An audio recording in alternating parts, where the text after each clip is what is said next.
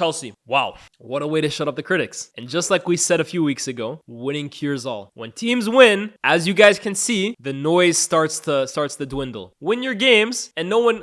What's that saying, right? That Pioli said. There's a saying in football that he really likes. The winners win, and the losers make excuses. That's really the reality of it. Chelsea putting the performance of the season together today. And I know it's only 2 games in, right? So it's not like we've been blessed with classics this year. But I don't think there'll be many better performances this season than what we saw today by Chelsea. And it was really a game of 2 halves, right? The first half of this game was, for me, entirely different to the second half. The first half, let's talk about it, right? Nico Jackson scoring within 98 seconds. The quickest goal Chelsea have scored since, I think, 2017.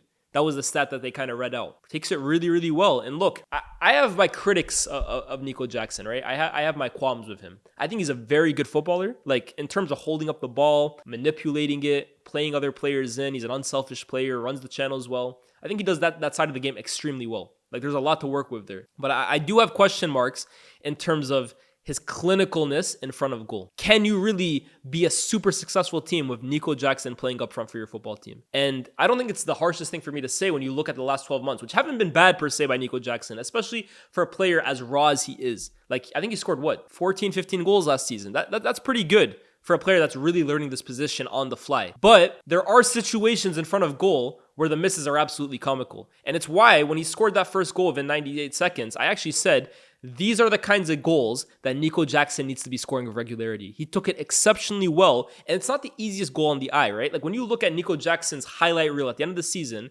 that goal is not going to be one that really stands out to you. You might even skip it because you're like, oh, back post header, easy goal, nothing special about it. But these are the goals, in my opinion, that the top strikers in the world make their bread and butter. The back post tap-ins, the deflected goals that fall into their path that they score, the back post headers that you just have to kind of tap it into an open net. Those are the goals that, as a striker, you need to become used to seeing go in with consistent regularity. And that's why for him, I'm very happy that he got one of those off. Because Chelsea fans, you guys should be wanting Nico Jackson to score 6, 7, 8 of those a season, minimum. Those ugly, not really flashy kinds of goals, but those are the bread and butter. Those are the backbones of a striker's goal catalog. Honestly, you can't score 15 screamers from 30 yards out every single season. It's impossible, bro. It's impossible. So I think he took that goal really well. 98 seconds, all of a sudden, it looks like Chelsea are flying. And then, I can't lie, for the next 20 or so minutes, chat, Chelsea were on the back foot, really. Wolves really grew into this game. I thought Lemina, although he's on the losing side in a game that finishes 6-2 to the opposition, I thought Lemina had a really good game, right? And the way Wolves get back into this game was, for me, nothing short of a disgraceful showing by Chelsea's midfield. Caicedo loses the ball, and in the first half, right, Caicedo was playing drunk, man. Honestly,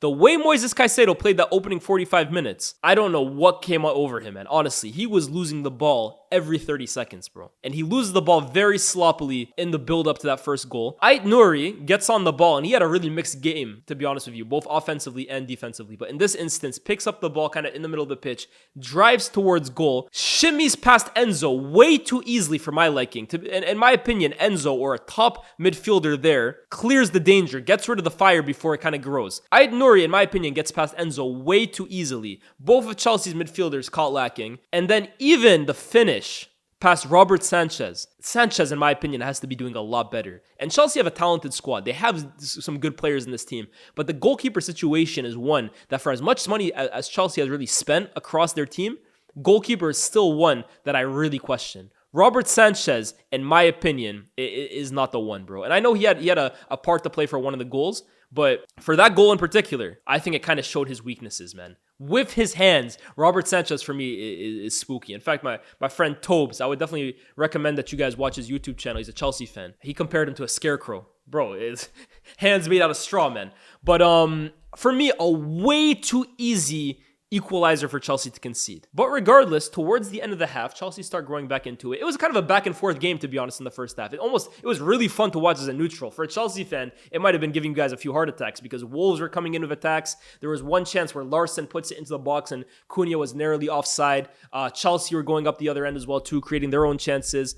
And then the goal that gets Chelsea back in the game, momentarily at least. Again, this is where you have to give credit to Robert Sanchez, because with his hands, for me, is a calamity. But with his feet, it's very obvious why Enzo Maresca is going to persist with him, at least for these next few games. He is pretty good with his feet. He was good with his feet at Brighton, and he's still good with his feet at Chelsea. Sees kind of Wolves' defense is a little unorganized. Long ball over the top, over to Nico Jackson, who did a really good job, in my opinion, of occupying the entire Wolves back line. Finds himself more on the left. Quick flick over the top to Cole Palmer. And Cole Palmer, so effortlessly, right? So nonchalantly, quickly picks up his head, notices Jose Sa is off his line, and with the deftness and the delicacy of like a seasoned veteran, lofts the ball over Jose Sa's head. Such a well-taken finish, man. And honestly, that move right there epitomizes what makes Cole Palmer such a classy player. There's so much to his game to like. He's a top player. But it's really like the swagger that he plays with, man. Cole Palmer gives me like old-fashioned number 10 vibes. In terms of he plays with a bit of gravitas to him, man. With Chelsea at times, you can kind of get the impression that it is a young team and the inexperience shows with a lot of the players. But Cole Palmer plays like a mature head on his shoulders, to be honest. And maybe it's because he's played at City, he's played with the best players in the world, he's played under Pep. Compared to a lot of these guys, he probably is a bit more experienced. But that goal is so well taken, man. And in my opinion, that'll go down as one of the best goals of the season, man. Such a delicate little chip over the top. And at that point, you think, okay, Chelsea, they're going into halftime, bro. 2-1 up. Okay, it's a tough earned lead, but they got there. But like I said, this first half was crazy, man. And it had all the buildings for a Premier League classic. And Chelsea, again, defensively, show their underbelly, show their weakness. Free kick taken by Wolves. I can't remember who it was that headed it across goal. Finds its way to Matheus Cunha. Again, Jose Sa, a little, not Jose Sa, again, Robert Sanchez, a little suspect, but to be honest with you, Wesley Fofana didn't fill himself with absolute pride in that instance. I think Chelsea in general defensively, that first half, were just all over the shop. Midfield, it was open, and Wolves had a lot of success against them. They got themselves back into the game, and they go into halftime 2-2. I'm sorry, the second goal, it wasn't Matheus Cunha. The first one is Matheus Cunha. The second one is Larson, who I actually thought was pretty impressive, Chad. I thought Larson had a decent game today, man. Obviously, his pass into Cunha was disallowed for offside. Took the goal well, but I thought he was pretty good, man. But we go into halftime. And to be honest with you, Chad, there were a few things I noticed in the first half that I was interested. How is Enzo Maresca going to kind of adapt for the second half? First of all, I thought on Cucurella's side, Wolves were having way too much success. Way too much success. There were moments where it felt like Cucurella was coming inside the pitch. He was playing really high up at times as well too. Obviously, he was up there with Madueke, who got hooked at halftime. But it felt like Wolves were getting a lot of success on Cucurella's side. But in the second half, chat, like I said, it's a game of two halves. That is one of the most complete, most dominant performances over 45 minutes that you will see from a single team this season. It was complete night and day from Chelsea in that second half. And maybe it was complete night and day from Wolves too. But let's give credit to Chelsea. The way they ran Wolves rampant in that second half, barely allowed a sniff from Wolves. Could have scored 6, 7, 8 on another day. It was a crazy display of control and a crazy display of absolutely ruthless finishing in front of goal from Chelsea Football Club in that second half. Obviously, the main guy to talk about here is Noni Madueke. What a performance. And it's just like, today is one of those days, right, that we're going to be talking about as like one of those like vintage Premier League games,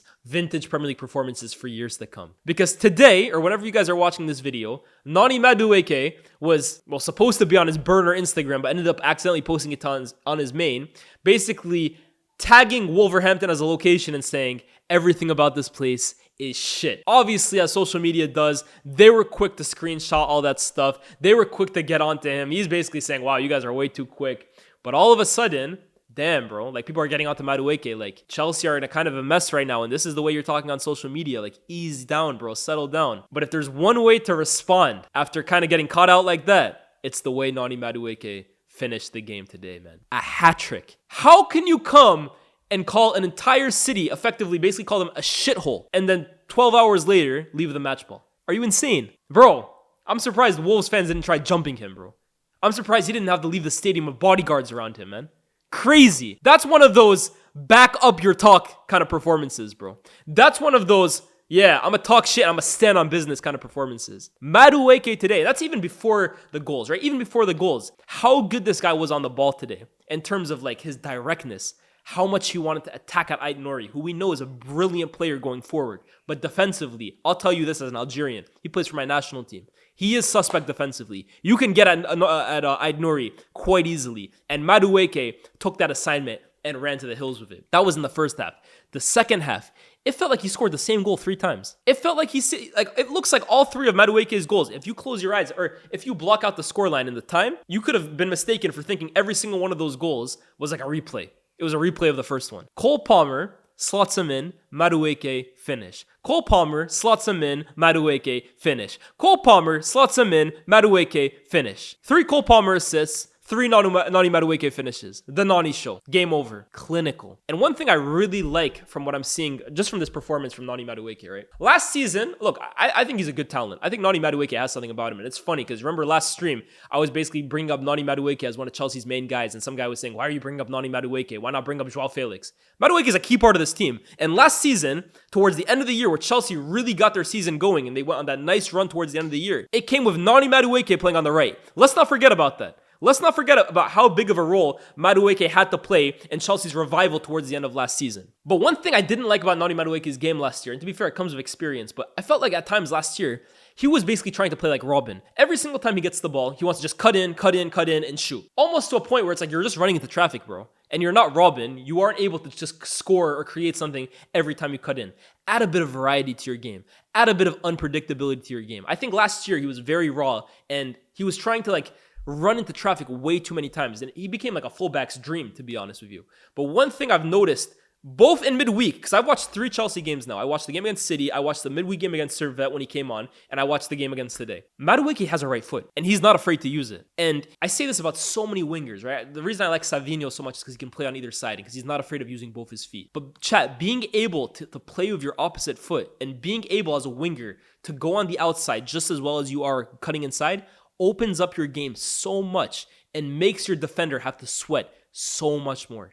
If you receive the ball and you're able to cut inside or go out on the wing, all of a sudden the fullback can't show you one side. It's what makes Saka so devastating right now. Yeah, he's really good cutting inside, but boy, you show him on the right. His right foot is devastating as well too. Salah, similar. Madueke has that trait a little bit as well too. The goal that he scored with his right foot today, really well taken. He's not afraid to go down the line and cut it inside as well too. Madueke had a really, really good performance, man. Even past the goals. That's my kind of wing performance, man. So I give him full props. Obviously, like I said, I like personalities like that too. You can tell Madueke, he has a swagger about him, man. Borderline cockiness, to be honest with you, man. But I like it. It's not a bad kind of cockiness. You need an ego to make it at the Premier League, man. And it's a guy, Madueke has been a guy who's kind of been doubted his entire career, right? Was at Spurs. They offloaded him off to Holland. He came to Chelsea. I'm sure a lot of Chelsea fans, when they were buying all these big names and Madueke was coming along with them, they were probably thinking, Madueke, he's probably a guy that we're just going to flip for profit in a few years. He's not good enough for Chelsea. Look at him now, man. They were rumoring him to be going to Newcastle this window. Hell no, not anymore. He's gonna be the first name on the team sheet next week, bro. Madueke's guaranteed his start for next week. But I like the swagger that he plays with, man. I do like the kind of cockiness that Madueke has. And it's a nice dynamic with him and Cole Palmer. Like, he even kind of mentioned it. Obviously, he's talking about, like, I'm the fire and Cole Palmer's the ice and we work well together. But I hear it, right? Cole Palmer is kind of that quiet guy. He's got a little bit of a swagger to him too, but it's a different kind of swagger, right? Like, he's a cold killer.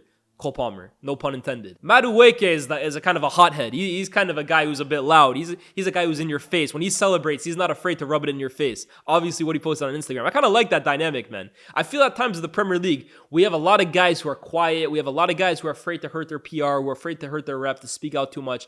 I don't mind guys like Madueke, man. The Premier League, football in general, needs mavericks like that. So shout out to him. Had a really good performance. The 6th goal by Joao Felix is such a good goal, man. From Chelsea as a whole, honestly, one of the best moves of the season so far. The quick, intricate passing, the directness, the one-touch football, the give and goes, the expert finishing that Joao Felix shows for his goal as well too. Just a wonderful, wonderful move, executed to perfection. And in general, Chelsea today, that second half, is perfect. It's a 10 out of 10 performance. Honestly, the way they played defensively, in midfield, in attack, their execution, their ruthlessness. It was a perfect second half performance from Chelsea. And it silences a lot of the doubters. And no shit, of course it does. I feel like people these days want credit for their team no matter what. I'm seeing United fans saying, why are people so harsh on United? Bro, we just finished 8th and we have high expectations for our team. We're Man United. Chelsea fans similar. Chelsea fans, no one is going to give your team any credit this year. No one is going to give your team an easy time this year unless you show results. As harsh as that might sound, you guys might say we have a young team, give us time. That's football, bro. In football, you're only as good as your last performance. That's the harsh reality. But performances like this and results like this, there's nothing anyone can say. You're not going to have to hear anything from Jamie Carragher this week. You're not going to have to see any kinds of graphics from Sky Sports this week. You're not going to see any rival fans shitting on you. You just dropped a 10 out of 10 second half performance. Enjoy your week, man. Enjoy it till the next performance. That's how it goes, bro. That's how it goes. Today, Chelsea, in my opinion, there's nothing you can criticize them about. The first half, I thought they were a little open. Actually, I thought they were really open. And I'm not 100% convinced, personally, chat, by this Malo Gusto inverted role. That's just me. You guys might disagree. I'm not 100% convinced by it. And I actually think Malo Gusto has started the season off a little slowly. Not as good as he was last year. But bar that, and bar, again, Caicedo's disaster in the first half, I think both him and Enzo improved in the second half. Nothing to complain. Honestly, good performance. Let's talk about as well, too, Nico Jackson cussing out John Obi Mikel. Obviously, John Obi Mikel, I think he's a mixed bag. I like Johnny Obi Mikel, to be honest with you. I like John Obi Mikel. Good servant for Chelsea. A winner for Chelsea. He's kind of, I know Cam mentioned this, he's the first of like Jose Mourinho's original Chelsea team to kind of make the jump into punditry. I know Lampard tried it for a bit, but he was always going to go into a managerial career. John Obi Mikel is really the first Chelsea ex-player from that era to become a full-time pundit. And he's having to really take all the bullets that come with it. I can't lie. I think Mikel speaks a lot of truths, to be honest with you, bro. I think he speaks a lot of truths. I'm not saying I agree with everything he says, but I do feel at times that newer Chelsea fans have kind of let the standards of the club drop. I do think sometimes, like, I agree with him in terms of, like, is a signing like Dewsbury Hall really one that can really elevate the level of Chelsea, put pressure on the midfielders that they already have. I do question that at times. I don't think he's coming from a bad place. I think people are being a little harsh on Mikel. He's a passionate ex-Chelsea player who loves the club and wants to see the club succeed. One thing I think he does go a little harsh on, though, is the Nico Jackson thing. And that's not to say I don't agree with him on Nico Jackson. Like, again, I have my doubts about him. But I feel like Mikel is coming more so from a point of, I feel like he's acting like Osimhen's agent at times, and he's trying to sell Osimhen to the club. That's the way I kind of get the impression of whenever he's speaking about Chelsea. It's like he's trying to get Osimhen that move to Chelsea. And look, I think Osimhen would be an amazing signing for Chelsea. I've spoken about that a few times. But if it's going to happen, let it happen, bro. At times, it feels like he's like a car salesman, and Osimhen is his product, and he's trying to do whatever he can to get Osimhen to Chelsea. Relax. And I can't lie, if I'm Nico Jackson, bro, and I'm seeing all the shots that Mikel is shooting at me, again, big up Mikel. Chelsea, I won't say legend, but Chelsea cult hero. Winner for Chelsea. Starter for them in the Champions League final, where he played really well against Bayern, by the way, in 2012. But if I'm Nico Jackson, bro, trust me, by the way, footballers hear everything. Footballers see everything. If I'm seeing that from Mikel, fellow African, representative of Chelsea Football Club, I get being critical. I get having your doubts about the team. But it does feel at times like Mikel is kind of like directing his criticism specifically at Nico Jackson. And again, it's with an agenda at hand. It's to kind of big up a guy who doesn't even play for Chelsea Football Club. So I can't lie, right? With the Nico Jackson thing, I see it two ways. First of all, the purist in me has no problem with it. I actually kind of like it. I sometimes wish footballers would say more what they actually believe. On the flip side, it's one win. And it's a great performance. Nico Jackson in general, right? I wanted to speak more on him in particular, but just in general, it's one win, it's one good performance. Let's not make it a habit as well, too, of every time you win, you kind of just rub it in everyone's faces. Pundits are going to talk, fans are going to talk. You can't bite every single time. And I understand why Nico Jackson did. I'm not saying he's wrong to do it. But at the same time, maybe have a little bit of like awareness that it hasn't been a great past season. It's been a rough summer. Let the results speak for itself. Let the performances speak for itself. But on the flip side as well, too, he's a young kid that's hearing a guy that maybe he even looked up to when he was younger, fellow African. Mikel is a legend of African football, and he's constantly taking digs at you. I don't blame him for feeling a kind of way about it. But yeah, right, like I would be a little concerned if every single week now a Chelsea player is kind of coming out on social media and saying F you, or like stay on that side. Like, just let your performances speak, right? Like, these are the pundits. Their job is to criticize. Their job is to speak. But I hear where Nico Jackson is as well, too. And, bro, he took one shot. That is what it is. But on Nico Jackson in general, right? All the talk will be about Madueke. All the talk will be about Cole Palmer, who finished this game with 1 goal. And was it 4 assists or 3 assists? Crazy performance from Cole Palmer. Showing that why, in my opinion, he's best utilized centrally. Honestly, he was played on the right against Man City. I thought he was isolated out there. I thought he kind of let the game get past him. But centrally, when he's the fulcrum, the heartbeat of everything Chelsea do, Cole Palmer continuously proves why he's one of the best players in the league, man. Creative, very unselfish, has an eye for a goal as well too, skips and glides past players with ease. And again, like you might say those are easy passes that he's playing to Madueke. It's the same pass 3 times. But the weight of pass, the unselfishness to keep feeding the hot hand and Madueke, letting him shine. Cole Palmer's a top player. But I think Nico Jackson deserves a massive shout out today, right? Obviously, like I opened up by saying, took his goal extremely well. The assist for Cole Palmer, brilliant. But what makes Jackson good is he's such a great footballer. Again, has a good first touch, likes to run the channels, powerful guy, right? Fast. He's a very good all-around center forward. So then when you add the end product to it as well too, you get performances like today where, in my opinion, Nico Jackson, I think he played a perfect center forward performance today. I thought Nico Jackson played a top all-around center forward performance today, man. Gave every single one of those Wolves defenders hell, took his goal well, unselfish in his pass to Cole Palmer, made the ball stick when he had to, appeared on the left, appeared on the right, held the ball up down the middle, I think honestly, just a top performance from Nico Jackson. So for me, nothing to complain about for Chelsea this week. On to the next. Let's see what you guys can give us next week. And I look at their fixtures as well too. Very, very favorable for Chelsea. Let's see how it plays out.